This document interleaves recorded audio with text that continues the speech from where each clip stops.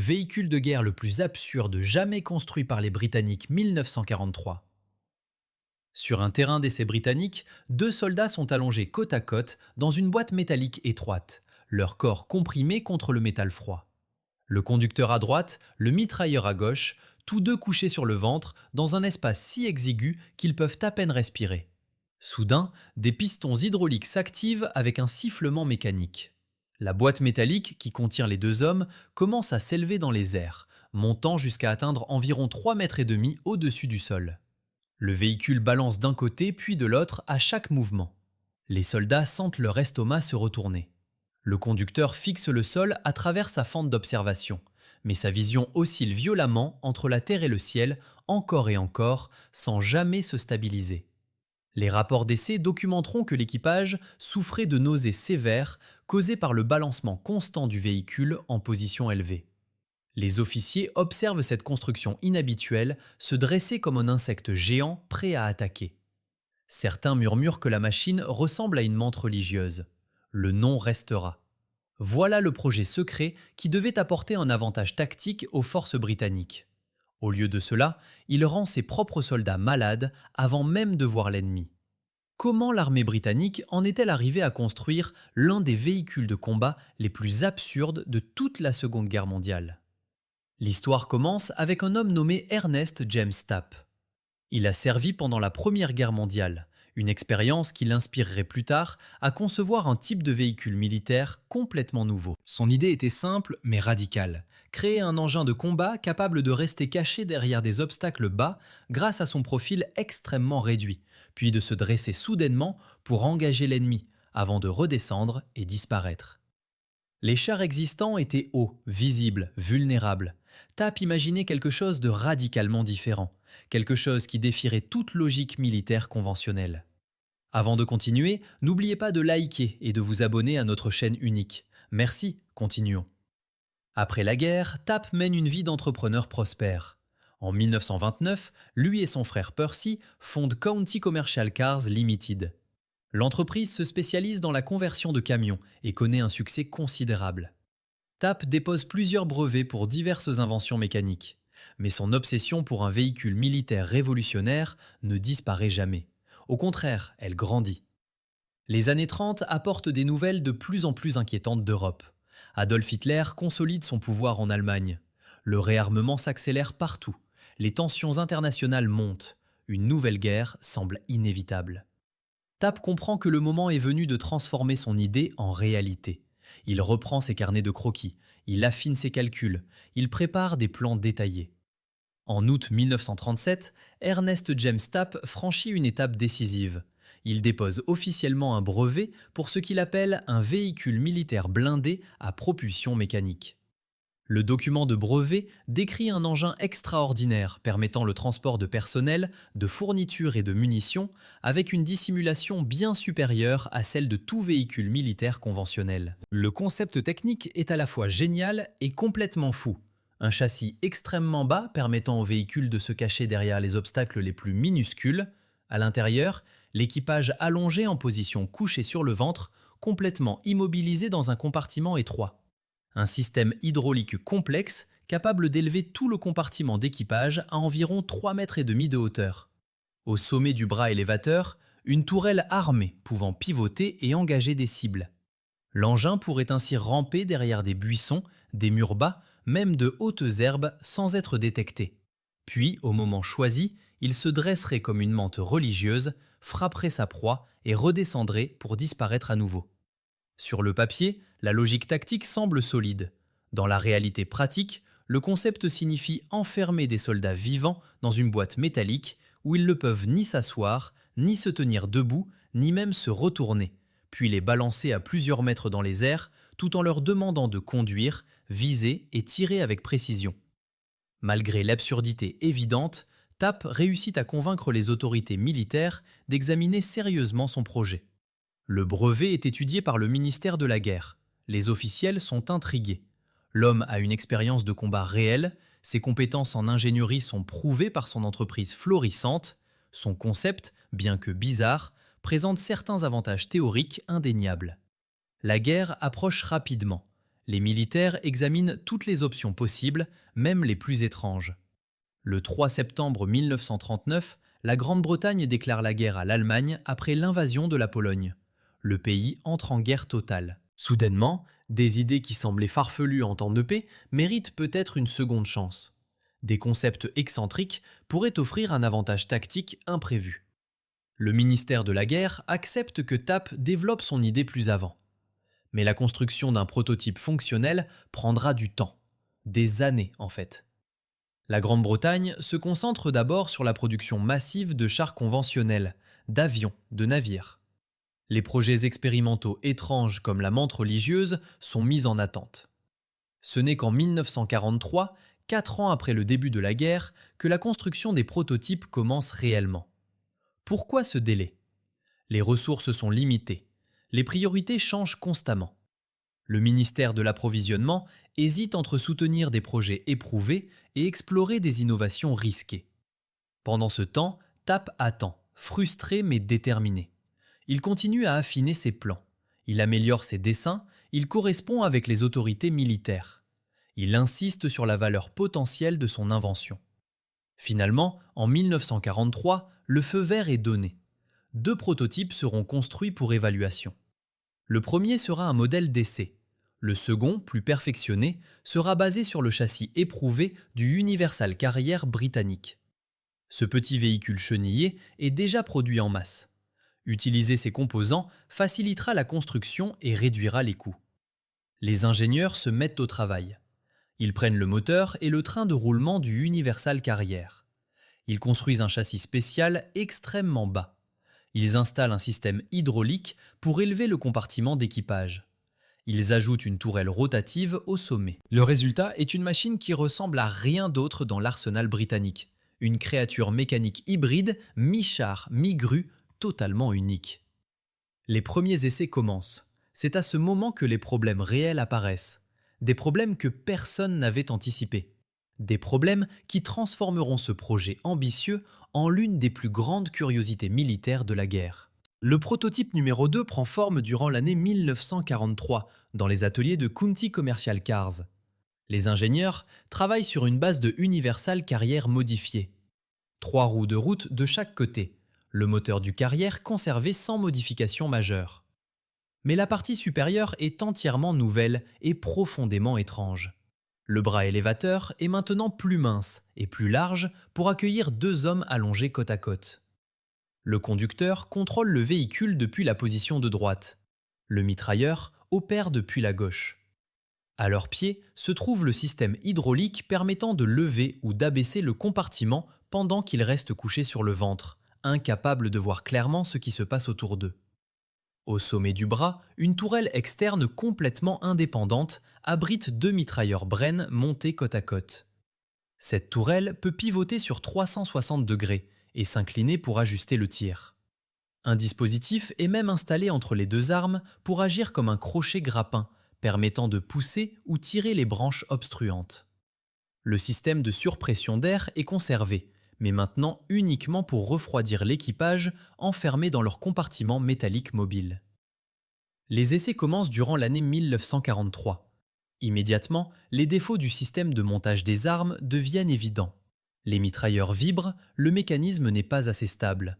Les ingénieurs retravaillent le système.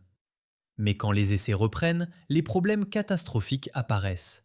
Les soldats grimpent dans le compartiment étroit. Ils s'allongent dans la position inconfortable. Les portes arrière se ferment sur eux. Le moteur démarre. Le véhicule commence à avancer. Quand le véhicule roule en position basse, le compartiment d'équipage est si près du sol que chaque petite bosse, chaque pierre, chaque irrégularité du terrain provoque un choc violent. Le conducteur voit alternativement le ciel puis la terre, le ciel puis la terre, sans jamais avoir une vision stable de l'horizon. Son cerveau ne peut pas s'adapter à ce mouvement chaotique. La nausée commence rapidement. Le mitrailleur à côté de lui souffre exactement des mêmes symptômes.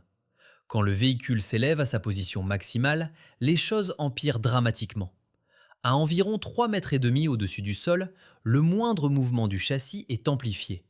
Le compartiment d'équipage se balance comme un pendule. Les hommes à l'intérieur sont secoués dans tous les sens. Impossible de viser correctement, impossible de se concentrer, impossible de fonctionner comme soldat de combat efficace. Les essais continuent néanmoins durant plusieurs mois. Le véhicule parcourt la campagne britannique sur des centaines de kilomètres. Chaque kilomètre confirme ce que tout le monde commence à comprendre. Cette machine est fondamentalement défectueuse. Le concept de base est erroné. On ne peut pas mettre des êtres humains dans ces conditions et attendre qu'ils combattent efficacement. Les rapports officiels documentent froidement les problèmes multiples. Mal de mer sévère chez tous les membres d'équipage testés. Impossibilité de maintenir une visée stable pendant le mouvement. Difficulté extrême de contrôle du véhicule en position basse à cause de la vision oscillante. Vulnérabilité dangereuse en position haute où le véhicule devient une cible évidente. Et surtout, un fait technique accablant.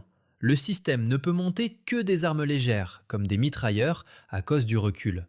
Impossible d'installer un canon anti-char. Impossible d'utiliser des armes lourdes. La structure mince du bras élévateur ne pourrait supporter la force d'un armement plus puissant. La menthe religieuse ne peut que tirer des balles de mitrailleur depuis sa position précaire et nauséeuse, rendant toute la complexité mécanique presque inutile. Le contexte militaire rend le projet encore plus absurde. La guerre que Tapp avait imaginée, une guerre de position statique ressemblant à la Première Guerre mondiale, ne s'est jamais matérialisée. Au lieu de cela, la Seconde Guerre mondiale est une guerre de mouvements rapides, de chars Panzer fonçant à travers les plaines, d'avions bombardant les villes, de batailles mobiles et fluides. Un véhicule conçu pour se cacher derrière des obstacles bas et se dresser lentement pour tirer des mitrailleurs n'a aucune utilité dans ce type de conflit moderne. Les chars allemands détruiraient la menthe religieuse avant qu'elle puisse même commencer à s'élever. L'aviation la repérerait immédiatement. L'infanterie anti-char la neutraliserait facilement. Le ministère de l'Approvisionnement examine les rapports d'essai avec une conclusion inévitable. Ce projet, malgré son ingéniosité technique, est un échec total sur le plan pratique. Les ressources investies auraient pu produire plusieurs chars conventionnels efficaces. Le temps des ingénieurs aurait pu être consacré à améliorer des systèmes d'armes réellement utiles. La menthe religieuse représente exactement le type de projet expérimental qui semblait prometteur sur le papier, mais qui s'effondre face à la réalité du combat. En 1944, alors que les Alliés préparent le débarquement en Normandie et que la guerre entre dans sa phase finale décisive, le projet Praying Mantis est officiellement abandonné. Le véhicule est mis de côté, les ressources sont réaffectées à des priorités plus urgentes. L'armée britannique retourne à ses chars conventionnels qui, bien qu'imparfaits, au moins ne rendent pas leurs équipages malades. 1944. La guerre atteint son paroxysme. Les armées alliées préparent le débarquement en Normandie. Les usines britanniques tournent à plein régime pour produire des chars Churchill, des chasseurs de chars, des canons automoteurs. Tout ce qui fonctionne réellement au combat. La menthe religieuse, elle, reste garée dans un hangar, monument embarrassant à l'ingéniosité mal dirigée.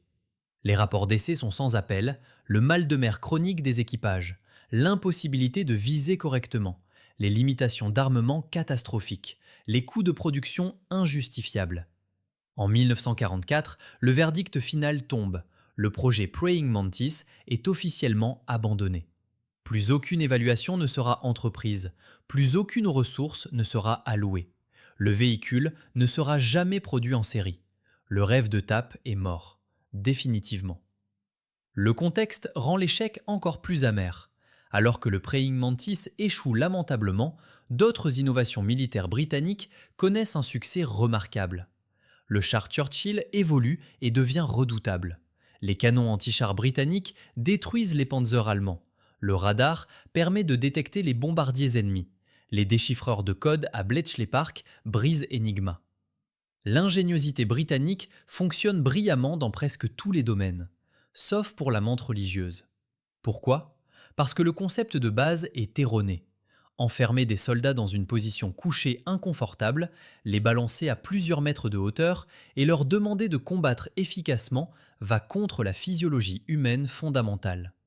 Aucune quantité d'ingénierie astucieuse ne peut surmonter ce défaut fondamental. Le corps humain n'est pas conçu pour fonctionner dans ces conditions. Le cerveau ne peut pas s'adapter aux mouvements oscillants constants. Les muscles ne peuvent pas maintenir la précision nécessaire. Les systèmes de surpression d'air, les contrepoids soigneusement calculés, les tourelles rotatives sophistiquées, tout cela devient inutile face à la simple réalité biologique. Les humains ont le mal de mer dans cette machine. TAP doit accepter la défaite. Son obsession de plusieurs décennies, depuis les tranchées de la Première Guerre mondiale, se termine dans un hangar poussiéreux. Le véhicule qu'il imaginait comme un sauveur de vie de soldats est devenu une curiosité, une note de bas de page dans l'histoire militaire. Kunti Commercial Cars continue ses activités d'après-guerre, produisant des tracteurs avec leurs grandes roues avant caractéristiques. L'entreprise poursuivra sa production jusqu'aux années 1990. Mais le Praying Mantis lui-même ne disparaît pas complètement. Le second prototype, celui basé sur le Universal Carrier, est préservé. Il finit par être transféré au Bovington Tank Museum dans le Dorset, où il reste exposé aujourd'hui, témoin silencieux d'une des idées les plus étranges de la guerre. Les visiteurs du musée s'arrêtent devant cette machine bizarre. Ils lisent la plaque explicative. Ils essaient de comprendre la logique derrière ce design insensé. Certains rient, d'autres secouent la tête avec incrédulité. Comment les ingénieurs britanniques ont-ils pu penser que cela fonctionnerait ? Comment ont-ils pu croire qu'enfermer des soldats dans une boîte oscillante était une bonne idée ? La réponse est simple et tragique. TAP et ses collaborateurs étaient des hommes hantés par la Première Guerre mondiale, cherchant désespérément à éviter la répétition de ces horreurs. Leur erreur fondamentale était de préparer la dernière guerre plutôt que la prochaine. Ils imaginaient des tranchées et des positions statiques comme en 1917. Ils ont obtenu des Panzers et des Stuka en 1940. Leur solution ingénieuse à un problème ancien était totalement inadaptée aux réalités du combat moderne et mobile. La guerre blindée avait évolué. La guerre aérienne dominait. Les communications radio permettaient des tactiques sophistiquées. Dans ce contexte, un véhicule lent qui devait s'arrêter, se dresser lentement, tirer quelques rafales de mitrailleurs, puis redescendre péniblement, n'avait simplement aucune place. Un char ordinaire pouvait faire le même travail mieux, plus vite, sans rendre son équipage malade. Le Praying Mantis représente parfaitement cette vérité militaire amère. Les généraux se préparent toujours pour la guerre précédente. TAP avait créé une réponse brillante à un problème de 1918. Malheureusement, personne ne combattait plus cette guerre. Mais l'histoire du Praying Mantis cache un retournement inattendu que personne n'aurait pu prédire en 1944. L'idée de TAP, bien que catastrophiquement mise en œuvre durant la Seconde Guerre mondiale, n'était pas aussi folle qu'elle le semblait. Elle était simplement prématurée d'une décennie ou deux. Durant la guerre froide, alors que TAP vieillissait et que son invention tombait dans l'oubli, quelque chose de remarquable se produisit. Plusieurs nations développèrent indépendamment des systèmes d'armes montés sur mât. Le concept était essentiellement identique. Un véhicule à profil bas, capable d'élever une arme au-dessus d'obstacles pour engager des cibles tout en restant protégé. Mais avec une différence cruciale. Ces nouveaux systèmes utilisaient des missiles guidés anti-chars, pas des mitrailleurs. Et surtout, pas d'équipage coincé dans une boîte oscillante. Les opérateurs restaient confortablement assis dans un compartiment blindé stable au niveau du sol, contrôlant l'arme élevée par des systèmes électroniques sophistiqués. Les systèmes optiques et plus tard les caméras remplaçaient les yeux humains à la position élevée. Les servomoteurs remplaçaient les muscles tremblants. Les ordinateurs compensaient les oscillations. La technologie avait finalement rattrapé le concept. Les États-Unis expérimentèrent avec des lanceurs de missiles TOW montés sur mât. L'Union soviétique développa des systèmes similaires. Plusieurs pays de l'OTAN testèrent leur propre version. Ces machines pouvaient se cacher derrière une colline, élever leur mât avec un missile anti-char, détruire un char ennemi à plusieurs kilomètres de distance, puis disparaître avant que la riposte n'arrive. Exactement ce que TAP avait imaginé. Mais peu de gens mentionnaient le Praying Mantis. Dans la mémoire publique, personne ne créditait Ernest James TAP. Son brevet de 1937 était oublié. Sa machine ridicule dormait au musée de Bovington, objet de moquerie plutôt que de respect. L'ironie est parfaite et cruelle. TAP avait eu raison sur le principe fondamental. Un véhicule de combat doit pouvoir engager l'ennemi depuis une position protégée. L'élévation offre un avantage tactique indéniable. La dissimulation combinée à la surprise peut être décisive. Tout cela était vrai. Mais TAP avait eu tort sur presque tous les détails pratiques. forcer des humains à s'allonger dans une boîte, utiliser l'hydraulique primitive des années 30, monter des mitrailleurs au lieu d'armes lourdes, construire le système pendant une guerre de mouvement rapide alors qu'il était conçu pour une guerre statique. Chaque choix d'implémentation était erroné, même si le concept général était valide. Aujourd'hui, les militaires modernes continuent d'expérimenter avec des plateformes d'observation et d'armes élevées. Les drones ont rendu le concept encore plus pertinent. Un petit drone peut s'élever au-dessus d'un obstacle, observer ou attaquer, puis redescendre, exactement comme la menthe religieuse était censée le faire. Mais sans pilote humain souffrant du mal de mer, sans équipage vulnérable, sans les limitations catastrophiques qui ont tué le projet de TAP. La technologie moderne a validé son intuition initiale tout en rendant son implémentation spécifique complètement obsolète. Le Praying Mantis reste donc un paradoxe fascinant dans l'histoire militaire. C'est à la fois un échec total et une vision prophétique. Une machine inutile qui incarnait une idée utile. Un désastre pratique basé sur une logique théorique solide. Un exemple parfait de comment avoir raison trop tôt équivaut à avoir tort. Les leçons du Praying Mantis résonnent au-delà de la technologie militaire. Elles parlent de l'innovation en général. Parfois, une idée brillante arrive au mauvais moment. Les composants technologiques nécessaires n'existent pas encore. Le contexte d'application a changé, les contraintes pratiques sont insurmontables. Dans ces situations, même le génie le plus authentique produit un échec embarrassant. TAP n'était pas stupide. Ses collaborateurs n'étaient pas incompétents. Ils ont simplement essayé de construire quelque chose que leur époque ne pouvait pas encore réaliser correctement. Ils ont résolu des problèmes techniques impressionnants. Le système hydraulique fonctionnait, la tourelle rotative pivotait, le compartiment s'élevait et descendait comme prévu, mais ils ne pouvaient pas résoudre le problème humain fondamental. Ils ne pouvaient pas empêcher les soldats d'avoir la nausée. Ils ne pouvaient pas rendre confortable la position couchée prolongée. Ils ne pouvaient pas stabiliser suffisamment la vision oscillante. Ces limitations physiologiques ont condamné le projet aussi sûrement que n'importe quel défaut mécanique. La machine fonctionnait, les humains à l'intérieur ne le pouvaient pas. C'était suffisant pour tuer le Praying Mantis et l'envoyer dans les oubliettes de l'histoire militaire comme un symbole permanent d'ambition dépassant les capacités, d'ingéniosité mal dirigée et de solutions brillantes cherchant désespérément les bons problèmes. Le Praying Mantis expose une vérité inconfortable sur l'innovation militaire en temps de guerre.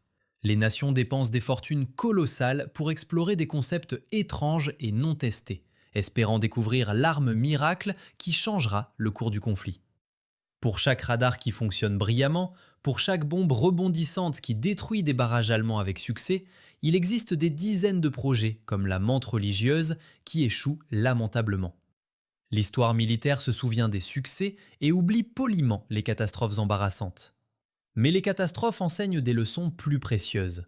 Elles montrent les limites de l'ingéniosité humaine face aux contraintes physiques et biologiques immuables. Elles révèlent comment des hommes intelligents peuvent suivre une logique impeccable jusqu'à une conclusion complètement inutile. Ernest James Tapp n'a jamais vu son invention adoptée par l'armée britannique. Il n'a jamais vu des menthes religieuses détruire des chars allemands. Il n'a jamais reçu la reconnaissance qu'il espérait pour avoir potentiellement sauvé des milliers de vies. Au lieu de cela, il a vu son projet ridiculisé, abandonné, puis oublié. County Commercial Cars a continué à produire des tracteurs et des camions pendant des décennies après la guerre. L'entreprise a survécu jusqu'aux années 1990 avant que la production ne cesse finalement. Mais le Praying Mantis est resté l'œuvre la plus célèbre de Tapp, non pas comme un triomphe, mais comme une curiosité. Une machine si étrange, si impraticable, si parfaitement représentative de l'expérimentation militaire désespérée qu'elle méritait d'être préservée comme avertissement aux générations futures. Aujourd'hui, au musée des chars de Bovington, le second prototype du Praying Mantis attend patiemment que les visiteurs s'arrêtent et réfléchissent. La peinture est écaillée, le métal est rouillé, les joints hydrauliques sont secs depuis des décennies. Mais la machine garde sa forme distinctive et perturbante. Le châssis bas du Universal Carrier, le bras élévateur mince pointant vers le ciel, la petite tourelle au sommet avec ses deux mitrailleurs Bren silencieux, les grandes portes arrière par lesquelles deux malheureux soldats devaient ramper pour s'allonger dans leur prison oscillante. Chaque détail technique reste intact, témoignage durable d'un rêve devenu cauchemar mécanique. Les enfants grimpent autour de l'exposition en riant. Les adultes prennent des photos pour les réseaux sociaux. Les historiens militaires l'étudient avec un mélange de fascination académique et d'amusement mal dissimulé. Personne ne suggère sérieusement qu'il aurait dû être produit en masse.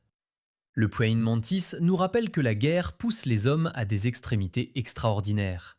Sous la pression de la survie nationale, des ingénieurs raisonnables proposent des idées déraisonnables.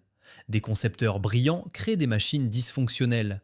Des militaires désespérés approuvent des projets qu'ils rejetteraient instantanément en temps de paix. La peur de perdre, la pression d'innover, l'espoir désespéré de trouver un avantage décisif, tout cela combine pour produire des aberrations comme la menthe religieuse. Ces machines étranges peuplent les marges de l'histoire militaire. Des chars volants qui ne volaient pas vraiment. Des sous-marins miniatures extrêmement dangereux pour leurs équipages. Des pigeons guidant des missiles. Des chauves-souris transportant des bombes incendiaires. La Seconde Guerre mondiale a généré une ménagerie complète de concepts militaires absurdes. Le praying mantis occupe une place d'honneur dans cette collection grotesque. Mais contrairement à beaucoup de ces projets fous, le praying mantis contenait une graine de génie authentique. Le concept d'un système d'armes élévateur n'était pas intrinsèquement stupide. La recherche de dissimulation et de surprise n'était pas déraisonnable. L'utilisation de l'hydraulique pour gagner un avantage tactique montrait une pensée créative réelle. Le problème était l'exécution, pas l'inspiration. TAP a conçu une solution mécanique sophistiquée à un problème qu'il comprenait intimement grâce à son expérience de combat. Mais il a ignoré ou sous-estimé les facteurs humains qui rendraient sa solution impraticable. Il a supposé que les soldats pourraient supporter l'inconfort, la nausée, la désorientation. Il s'est trompé. Cette erreur de jugement a transformé son invention potentiellement révolutionnaire en une relique de musée ridicule. L'héritage du praying mantis est donc double. D'une part, il représente l'échec spectaculaire, l'argent gaspillé, le temps perdu, les ressources mal allouées pendant une période critique de l'histoire britannique. Chaque livre sterling dépensé sur la menthe aurait pu financer la production de munitions, d'avions, de navires qui auraient réellement contribué à l'effort de guerre. D'autre part, il représente l'audace d'expérimenter, le refus d'accepter les solutions conventionnelles, la volonté d'explorer des concepts radicaux, même face au scepticisme général. Sans cette audace, le radar n'aurait jamais été développé, les chars n'auraient jamais évolué, les tactiques militaires n'auraient jamais progressé. L'innovation nécessite l'acceptation de l'échec. Le praying mantis a échoué pour que d'autres concepts puissent réussir. Alors, si vous avez apprécié cette histoire d'une des armes les plus absurdes de la Seconde Guerre mondiale, n'hésitez pas à laisser un like sur cette vidéo. Partagez vos commentaires sur ce que vous pensez du praying mantis. Connaissez-vous d'autres technologies militaires complètement inutiles ou ridicules de cette époque? Écrivez-le dans les commentaires. Et bien sûr, abonnez-vous à la chaîne pour découvrir d'autres histoires fascinantes sur les innovations militaires étranges, les échecs spectaculaires et les machines de guerre qui n'auraient jamais dû quitter la planche à dessin.